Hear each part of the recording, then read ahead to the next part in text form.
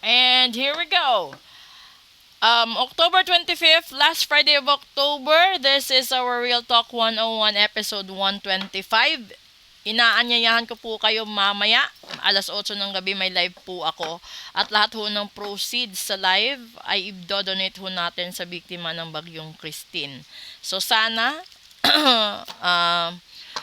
mag-join kayo sa live ko kasi lahat naman ng ibibigay ninyo doon, bibigyan ko ng free reading. At sa gusto talaga mag-donate, no, message nyo lang po ako at para mabigyan ko din kayo ng free reading. Okay? So, ito na yon. Kukuha tayo dito ng 3 at sa lahat ng biktima, naway lahat kayo ay safe lang at walang nasasaktan. Huwag nyo ring iwan ang mga alaga nyong hayop, no? Kung lilikas kayo, isama nyo rin po sila. Okay, kuha tayo dito isa.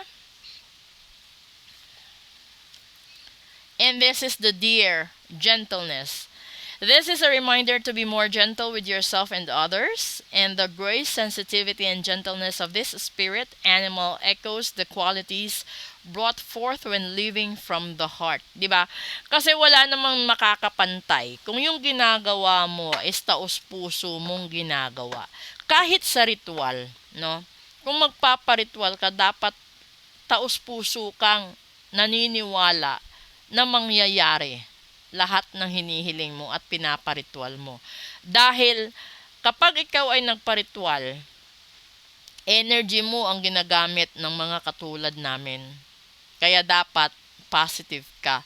At along the way, kailangan huwag kang mawalan ng pag-asa at wala kang dapat i-gamble. Kasi merong iba na, di bali ng ganito, di bali ng ganyan, basta wag na lang ganito, wag ganyan. Those were the attitudes na hindi talaga matutupad. Those were the signs, the negative signs na hindi matutupad ang mga hinihiling mo. So kung ikaw, no, nasasaktan ka simula nung Setyembre, no, nasusugatan ka dahil sa mahal mo, nakikita mo yung mahal mo pero hindi ka pinapansin, nalalaman mo yung mga ginagawa niya pero pinapabayaan ka, parang niyuyurakan yung pagkatao mo. Kung gusto mong mawala lahat yon, magparitual ka, isahan lang. Pwede yun. Pero kailangan buo ang loob mo. Walang panghihinayang, walang pagmumura, walang pag-aalinlangan at walang tawag nito, yung para bang pangamba. Kasi parang yan eh. Parang sa sarili mo, kung gusto mong makamit yung pangarap mo sa buhay, kailangan lagpasan mo lahat ng pagsubok. Ganun yun. So, kapag nagpa-ritual ka, lahat ng kakailanganin sa ritual, ibigay mo. Para buo ang paggagawa. Kasi kapag yun, halimbawa, gagawa ka ng isang cake, di ba? Paano sasarap ang isang cake kung hindi siya buo sa ingredients na hindi siya ano tawag nun? Basta yung mga hanggang sa garnish, di ba? Hanggang sa ganache, ganun. So, dapat lahat gentle na, pero may tiwala ka na yung kinalabasan is masarap, kinalabasan is maluto, or whatever that you wish for in life. Ito yun eh.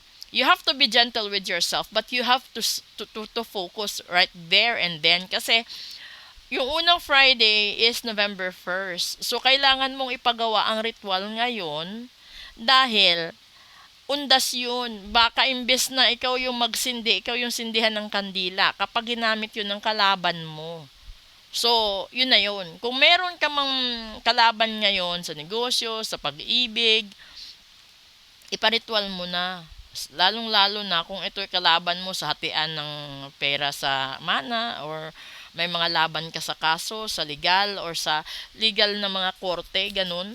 Kailangan ka talagang magparitual. Lalong-lalo na sa gustong makatrabaho sa abroad, yung gustong magkaroon ng tawag nito, yung mga stability sa buhay nila, sa pamilya nila, yun, iparitual nyo. So, join me sa live mamaya, alas 8 ng gabi, at naway suportahan nyo yung adhikain ko na yung proceeds doon ay mapupunta po sa biktima ng bagyo. Thank you and good afternoon.